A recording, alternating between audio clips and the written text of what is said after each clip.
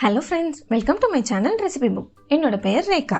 நம்ம இன்னைக்கு எல்லாருக்கும் ரொம்பவே பிடிச்ச மோத்தி லட்டு நம்ம பூந்தி எதுவும் பொரிக்காம டிஃப்ரெண்டான ஸ்டைலில் எப்படி பண்ணுறதுன்னு பார்க்கலாம். 1 கப் கடலைப்பருப்பை நல்லா வாஷ் பண்ணிட்டு 2 மணி நேரம் போல் ஊற வச்சு எடுத்திருக்கேன். இப்போ இதில் தண்ணிலாம் இல்லாமல் நல்லா ட்ரெயின் பண்ணி எடுத்துக்கோங்க.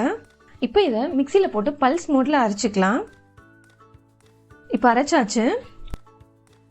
பேன் வச்சுக்கோங்க. இதில் 2லேருந்து 3 ஸ்பூன் ஆயில் ஊற்றிக்கோங்க. நீங்கள் கீ கூட ஆட் பண்ணிக்கலாம். இப்போ நம்ம அரைச்சி வச்சிருக்க கடலைப்பருப்பை ஆட் பண்ணிக்கலாம். இது நல்ல பச்சை ஸ்மெல் போகிற வரைக்கும் நல்லா வதக்கி எடுத்துக்கோங்க. இதில் இருக்க தண்ணிலாம் நல்லா போயிட்டு கலர் நல்லா சேஞ்ச் ஆகிருக்கும்.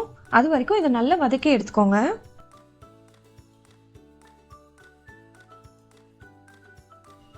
இப்போ கலர்லாம் நல்லா சேஞ்ச் ஆயிடுச்சு.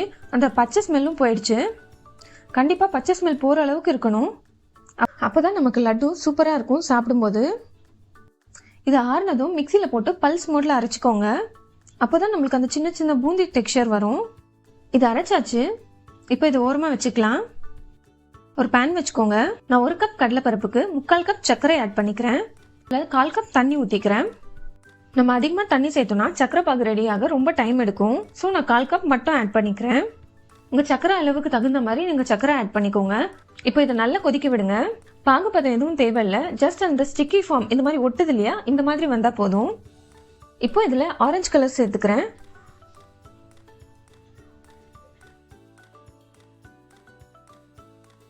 நல்ல வாசனைக்காக ஏலக்காய் தூள் சேர்த்துக்கிறேன்.